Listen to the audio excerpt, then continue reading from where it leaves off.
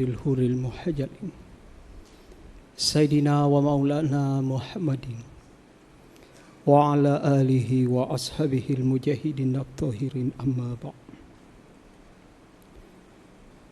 Allahu Akbar. Pertama saya mengajak kita orang-orang Islam,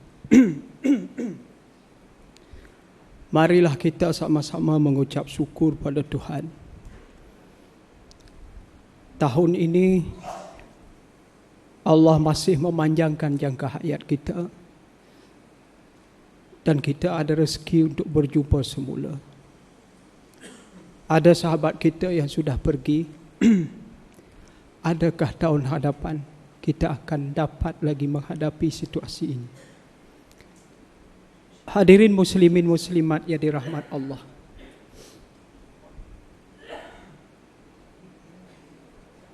Puasa bulan ini genap 16 tahun saya berpuasa. 16 tahun saya berpuasa daripada umur saya 36 tahun. Saya sekarang 36 tahun, 16 tahun saya sudah berpuasa. Kenapa 16 tahun? Kenapa tidak ke bawah lagi? Maksudnya saya berpuasa seawal umur saya 20. Kali pertama ketika saya mengucap kalimah syahadah. 16 tahun saya bertemu dengan bulan mulia ini. 16 tahun saya sebagai seorang Islam. Walaupun penyelenggaraan 16 tahun itu terlalu besar tuan-tuan, tapi alhamdulillah iman itu dalam hati. Selagi mana hati kita kuat, kita akan tetap beriman. Jadi tajuk saya malam ini adalah puasanya Nabi-Nabi berdasarkan kitab Bible. Suatu ketika dulu saya pernah bertanya di dalam gereja, bila saya disahkan menjadi missionary Kristian, kenapa Nabi-Nabi di dalam kitab Bible berpuasa? Dan puasanya tidak makan dan tidak minum. Dan menjaga daripada lindungan mata itu. Tetapi gereja memfatwakan bahawa puasa untuk orang Kristian hanya Jumaat, iaitu tidak makan daging-daging berdarah. Sampai pukul 3 petang baru boleh makan. Ini tidak ada puasa itu disebut dalam kitab Bible, iaitu puasa tidak makan daging merah itu. Tidak ada itu. Tak ada puasa yang kata puasa itu jatuh pada hari Jumaat, tidak makan daging merah. Tak ada itu. Sebab apa? Bila saya membaca kitab Bible, saya pernah bertanya kepada reverend saya, gembala-gembala. Dalam kitab Bible menyatakan bahawa semua Nabi-Nabi berpuasa. Antara sohonya perintah berpuasa ke atas beberapa Nabi yang diturunkan Allah kitab. Yang pertamanya Nabi Musa alaihissalam. Baginda Nabi Musa alaihissalam ini ada disentuh kisah Nabi Musa alaihissalam daripada 4 kitab perjanjian lama. Kitab Kejadian, kitab Ulangan, kitab Bilangan, dan kitab Imaman. 4 kitab ini menyimpulkan tentang kisah Nabi Musa alaihissalam. Yang mana ketika itu Nabi Musa alaihissalam diperintahkan Tuhan keluar daripada kota Mesir, membawa kaumnya Bani Israel untuk datang balik semula ke tanah air mereka, iaitu Palestin. Sampai di Bukit Tur di Gurun Sinai. Sampai di Gurun Sinai itu Nabi Musa alaihissalam menerima perintah daripada Tuhan melalui malaikat, iaitu malaikat Jibril. Wahai Musa, bersendirilah kamu naik ke atas bukit. Ini adalah perintah Allah. Maka perintah itu meminta Nabi Musa alaihissalam berpuasa 30 hari. Dan Nabi Musa alaihissalam pun memberitahu kepada kaumnya, wahai sahabat-sahabat dan kaumku, aku akan naik ke Bukit Tur Sina dan aku akan bersendiri di atas sana 30 hari. Selepas 30 hari aku akan balik semula. Maka ketika itu Nabi Musa alaihissalam naik dan berpuasa di atas bukit Tursina. Selama 30 hari. Selepas 30 hari itu Allah ingin menguji kaumnya Nabi Musa alaihissalam. Dan baginda diperintahkan untuk puasa lagi 10 hari. Menjadikan puasanya 40 hari. Kita biasa dengar sahabat-sahabat kita yang tabligh, mereka keluar 40 hari. Puasa 40 hari.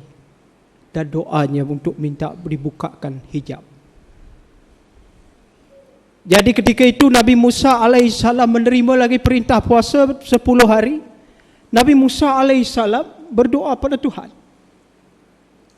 Wahai Tuhan, kabulkanlah permintaan aku ya Tuhan, supaya aku dapat bercakap terus kepada Engkau. Ya Allah, untuk aku bercerita kepada kaumku bahawa Engkau wujud. Selepasnya puasa 40 hari, Allah memakbulkan doa Nabi Musa alaihissalam, dan ketika itu hijab baginda terbuka. Seraya hijab Nabi Musa alaihissalam itu terbuka, baginda tidak melihat apa-apa. Tidak dapat melihat Tuhan. Tidak ada nabi manusia yang boleh melihat Tuhan. Tidak ada. Terbukanya hijab Nabi Musa alaihissalam, baginda pun pingsan. Bangun-bangun baginda daripada pingsan.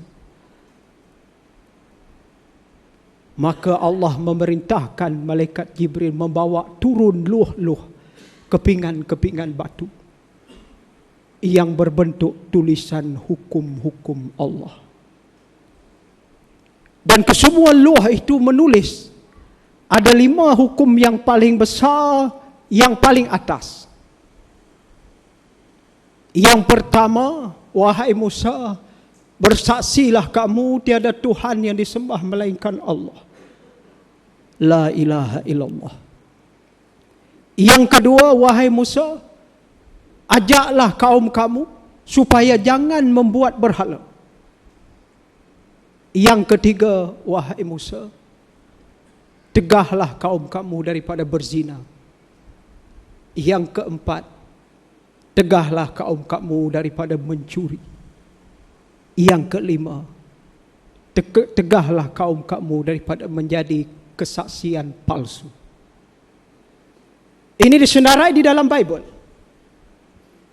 Kalau kita tengok kelima-lima hukumnya Nabi Musa alaihissalam itu tadi, selepas puasanya 40 hari itu, pertama, la ilaha illallah, syahadah. Yang kedua, jangan buat berhala. Yang ketiga, jangan berzina. Yang keempat, jangan mencuri. Yang kelima, jangan membuat kesaksian palsu. Nabi Musa alaihissalam ini menerima satu kitab yang disebut Taurat. Dan Taurat itu adalah kitab hukum. Injil kitab hukum. Quran kitab hukum. Pertama, bersyahadah. Kedua, jangan buat berhala, mempersekutukan Allah.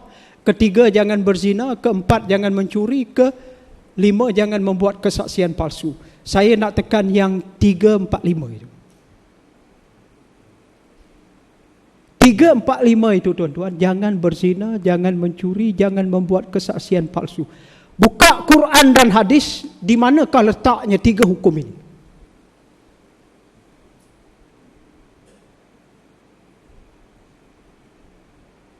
Itulah dia hukum hudud. Kenapa Nabi Musa alaihissalam lebih awal menerima hukum itu? Yaitu hudud. Bahkan perintah itu 5 yang tertinggi. Hari ini kita letak hudud di mana tuan-tuan? Mulut kita menerima, hati kita membatal. Hari ini orang permainkan hukum Allah. Dalam kitab Ulangan bab 22 ayat 22. Jika seseorang lelaki tertangkap basah ketika bersetubuh dengan isteri orang lain, dan lelaki itu pun sudah berkahwin, bunuh kedua-dua. Dengan demikian kamu membasmi kejahatan. Bawa mereka keluar kota, rejam mereka sampai mati. Ayat ini daripada kitab Bible. Berzina lelaki dan wanita yang sudah berkahwin mesti direjam sampai mati. Jika seseorang lelaki tertangkap basah ketika bersetubuh dengan seorang gadis, dan lelaki itu pun masih lagi belum berkahwin, ikat kedua-duanya, heret ke khayalak ramai, baling guna batu dan sebat. Berzina untuk yang belum berkahwin, hukumnya lebih ringan. Dia tidak sampai direjam. Ayat ini saya ambil daripada kitab Ulangan. Kitab Ulangan ini menurut orang Kristian, dia adalah kitabnya Nabi Musa alaihissalam. Maksudnya hudud itu sangat besar dia punya perintah. Kitab Matius bab nombor 5 ayat 30. Jika tangan kamu menyebabkan kamu berdosa, ya ini mencuri, potong dan buanglah tangan kanan kamu itu. Lebih baik kamu hilang sebelah tangan kamu daripada seluruh tubuh kamu masuk neraka. Bible kata tangan kanan kena potong dulu kalau mencuri. Quran pun kata tangan kanan kena potong dulu, sabit lelaki dan perempuan yang mencuri. Ayat ini dalam Bible. Hukum ini sudah diceritakan di dalam kitab-kitab orang Kristian, kitab-kitab terdahulu, bahawa hukum hudud ini Allah turun sebelum Nabi. Dan yang kelima, jangan membuat kesaksian palsu. Dalam kitab Bible, kitab Ulangan bab 19 ayat 15 sampai ayat 23, seorang tidak boleh menjadi saksi sekurang-kurangnya datangkan saksi 4 mata. 4 mata ini hukum lama. Hukum semasa Nabi Musa alaihissalam, 4 mata ini maksudnya 2 orang. Sebab 1 orang 2 mata. Pakai cermin mata dikira seorang. Tak boleh jadi 2.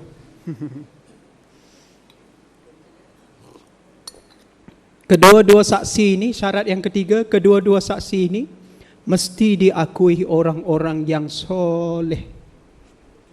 Dia syarat itu ada. Dan kedua-dua saksi ini mesti membawa seekor lembu jantan yang sehat, yang kuat, yang tidak ada cacat celanya pada badan lembu itu. Bawa sampai ke Al-Quds, Masjidil Aqsa yang kita sebut hari ini. Sampai ke situ. Sembelih lembu itu, lakukan korban. Dan mereka bersumpah, wallahi kami menjadi saksi yang benar di depan-Mu ya Tuhan. Itulah kedudukan hukum Allah. Dan Nabi Musa alaihissalam menerima kesemua 10 hukum utama itu selepas baginda puasa 40 hari. Tetapi ketika itu kaumnya ingkar. Sebab Nabi kalau bercakap dia tak boleh menipu. Kalau dia kata balik selepas 30 hari, maka kaumnya dia telan perkataan yang 30 hari. Tapi Allah nak menguji kaum Nabi Musa alaihissalam, Allah perintahkan baginda puasa lagi 10 hari. Jadi kaumnya banyak yang terlontar dia punya iman.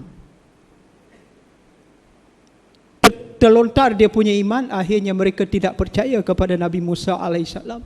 Dan mereka kata bahawa Nabi tidak boleh menipu. Bagaimana Musa engkau menipu? Maka itulah kaum Nabi Musa alaihissalam membina balik patung berhala. Dan mereka disesatkan oleh Tuhan di padang pasir. Sehingga tidak sempat masuk sampai ke tanah Palestin. Yang sempat masuknya Nabi Musa, Nabi Harun alaihissalam, dan Yusha' bin Nun. Yusha' bin Nun ini tuan-tuan, dia adalah bapaknya Nabi Daud alaihissalam. Yusha' itu. Itu puasa yang disebut dalam kitab Bible tentang Musa. Yang kedua tentang Nabi Isa alaihissalam. Nabi Isa alaihissalam ketika menerima perintah daripada Allah, baginda diperintahkan naik ke Bukit Nazareth. 40 hari Nabi Isa alaihissalam berpuasa di atas Bukit Nazareth itu. Hari yang ke-40, seekor ular datang, ular yang besar datang melingkar dan berpusing di sebelah Nabi Isa alaihissalam. Nabi Isa alaihissalam membuka mata.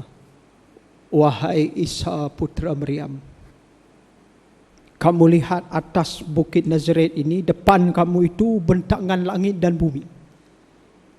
Kalau kamu mengikut perintahku, aku akan bagi ke semua yang ada itu untuk engkau, wahai Isa. Maka dijawab oleh Nabi Isa alaihissalam, La ilaha illallah. Ya Tuhan, lindungilah aku daripada setan yang terkutuk. Nyahlah kau daripada sini. Maka setan itu pun lari. Dan selepas itu Nabi Isa alaihissalam turun daripada puncak Nazaret itu. Disitulah baginda mendapat alamat bahawa baginda tidak akan lama bersama kaumnya. Baginda akan diangkat kepada Allah. Kemana Allah mengangkatnya? Di Quran, dalam Quran ada menyebut surah An-Nisa ayat 158. Tidak ada siapa yang tahu di mana kedudukan Nabi Isa alaihissalam ketika itu, sehingga sampainya Nabi Muhammad sallallahu alaihi wasallam, yaitu dalam peristiwa Isra Mi'raj. Allah meletakkan Nabi Isa alaihissalam dalam salah satu lapisan langit itu, yang menyapa baginda. Nabi Isa alaihissalam menyapa baginda, Ya Ibnu Soleh. Disitulah baginda Nabi Isa alaihissalam diletakkan oleh Allah. Tapi keseluruhan kitab Bible menceritakan bahawa kuasa jatuh ke atas Nabi, tidak jatuh ke atas umat dia. Itu menurut kitab Bible. Hanya ke atas Nabi saja. Sebab apa? Nabi, Rasul menerima wahyu. Baginda mesti dibersihkan daripada hati, mata, mulut untuk menerima wahyu daripada Tuhan. Itulah puasanya Nabi sebelum Nabi Muhammad sallallahu alaihi wasallam. Akhirnya datang Nabi Muhammad sallallahu alaihi wasallam. Kita diberikan bonus kepada semua umat Nabi Muhammad sallallahu alaihi wasallam. Diberi 1 bulan, Allah buka pintu pahala. Besar pahala bulan Ramadan itu. Sampai kadang-kadang ada sahabat hari itu. Tapi saya tidaklah saya dalam hati saya tercuit sikitlah.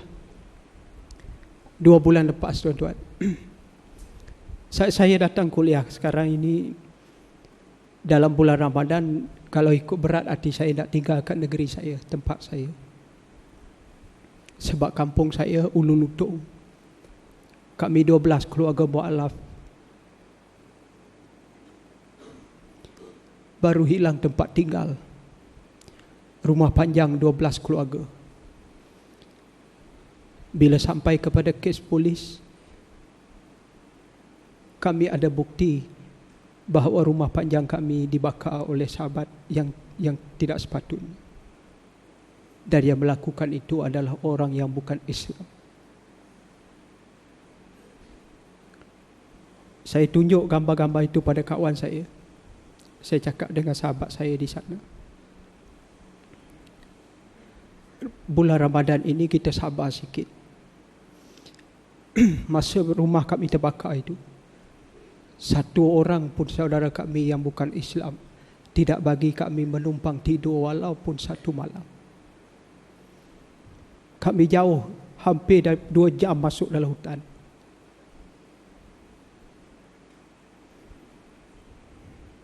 Kami cuma tidur masa itu alaskan dengan mengkuang-mengkuang saja.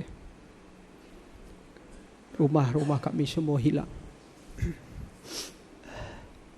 Saya pesan pada sahabat saya, dugaan kita sebagai orang-orang yang mengucap kalimah syahadah, nasib baik kita tidak dibunuh. Kita masih hidup, kita cuma hilang rumah. Andai kata kalau saya pergi suatu hari nanti, setelah lebih 8 tahun saya hidup dalam kanser, kalau saya pergi dulu, saya cakap, walaupun kamu tidak pandai sembahyang, ikhlaskan diri kamu Jangan kamu tukar agama.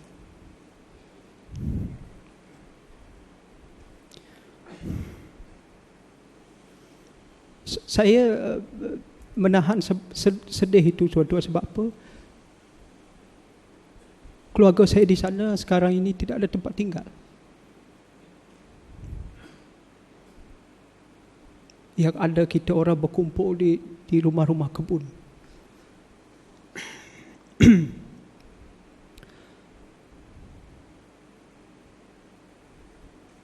Orang-orang bukan Islam, sahabat kita yang Kristian,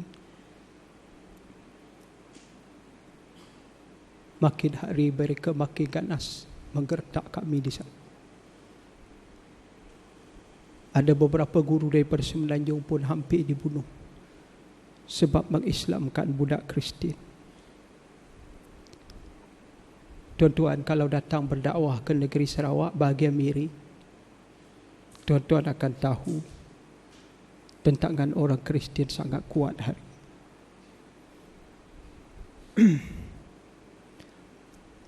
Jadi sahabat itu, ada sahabat ya, sebulan lepas tu dia bagi sumbangan. Dia bagi sumbangan. Saya tercuit hati sebab dia bagi sumbangan. Dia tunggu bulan Ramadan baru bagi sumbangan. Ngam-ngam 6 hari bulan itu dia bagi sumbangan. Betul-betul dia bagi sumbangan. Untuk buat kami punya tempat mengaji Quran. Untuk buat rumah kami sana. Banyak kenangan kami tuan-tuan. Tuan-tuan tidak rasa bagaimana Islam di rumah panjang. Tuan-tuan rasa Islam di surau yang sedap, di rumah yang sedap. Tapi saya masih lagi datang sini, saya bagi tahu sahabat. Walaupun tadi saya baru keluar hospital. Kalau tuan-tuan tengok muka saya setahun 2 tahun lepas dengan muka saya sekarang, itulah antara tanda-tanda mungkin saya akan menghadap Tuhan.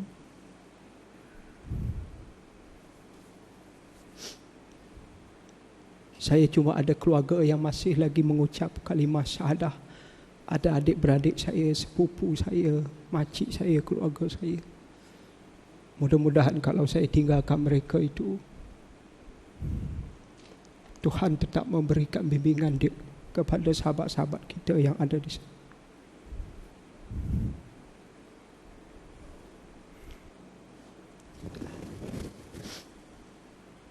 Itulah dugaan kami. Tapi saya tidak pernah mengeluh tuan-tuan. Sebab itu bila sahabat minta datang kuliah, saya tetap datang kuliah. Kalau saya kuat dalam keadaan kemampuan yang terhad, tuan-tuan orang-orang yang lebih hebat dengan keadaan kemampuan tuan-tuan yang lebih besar. Cuma kesatuan hati kita dan iman-iman kita belum betul-betul bersatu. Perpaduan orang-orang Islam mesti dicantumkan balik ke semua wakil-wakil rakyat kami di negeri Sarawak. Hanya 15%, tidak sampai 10% Islam. 85% ke semua wakil rakyat di negeri Sarawak adalah misioneri Kristian. Penaung terbesar timbalan Ketua Menteri, 2 orang yang begitu anti dengan Islam. Banyak surau-surau yang sudah diroboh. Pilihan raya negeri baru-baru ini, Ketua Menteri Adnan Satim itu, Ketua Menteri itu, dia istiharkan kepada kesemua pengundi-pengundi Kristian dan keluar di surat khabar bahawa kerajaan negeri menggugurkan kes murtad di Mahkamah Syariah. Kes murtad itu mesti digugurkan dan orang yang nak murtad mesti diluluskan. Sebab itu hari itu Adnan Satim dia menang besar. Sebab dia telah mendukung kesatuan dan strategi orang-orang Kristian. Dia tidak boleh kata tidak untuk orang-orang Kristian hari ini. 85% kuasa misioneri memegang kerajaan negeri. Sebab itulah apabila rumah kami dibakar, walaupun ada polis, ada itu, ada ini, kita tidak dapat melawan. Kalau kita lawan, sampai bila pun kita akan berlawan. Jadi tuan-tuan, masa saya diberi 20 minit, saya ingat dia terlebih 8 minit. Saya rasa itu saja penyampaian saya. Pesan saya bulan puasa, tetapkanlah iman tuan-tuan, teruskanlah tarawih sampai habis. Jangan fikir sangat tentang hari raya. Tuan-tuan, hari raya tetap ada rumah. Saya hari raya tak ada rumah. Rumah kami belum dibina. Kita cuma dapat minta sikit-sikit sumbangan pada sahabat-sahabat kita yang bagi sumbangan. Hari raya ini kami tak ada rumah. Kami beraya di rumah kebun padi. Bila saya minum air, sahabat-sahabat saya di sana menakung air sungai, menadah air hujan, walaupun dengan tempurung dan tempayan. Berat mata memandang, berat bahu kami yang merasa itu. Lepas ini tuan-tuan doa pada saya lepas habis kuliah ini. Doa pada saya, sahabat saya, kawan-kawan saya yang ada di Miri, yang ada di Beram. Mudah-mudahan mereka menjadi Islam yang kuat, tidak keluar agama. Itu pun pahala yang besar bagi tuan-tuan. Itu saja penyampaian saya. Terima kasih atas perhatian. Maaf atas ketelanjuran. Al-maklum sajalah. Kalau keris melukai tubuh, masih ada harapan sembuh. Kalau lidah mengguris hati, maaf saya penawar diri. InsyaAllah kita berjumpa lain masa, lain hari. Assalamualaikum warahmatullahi wabarakatuh.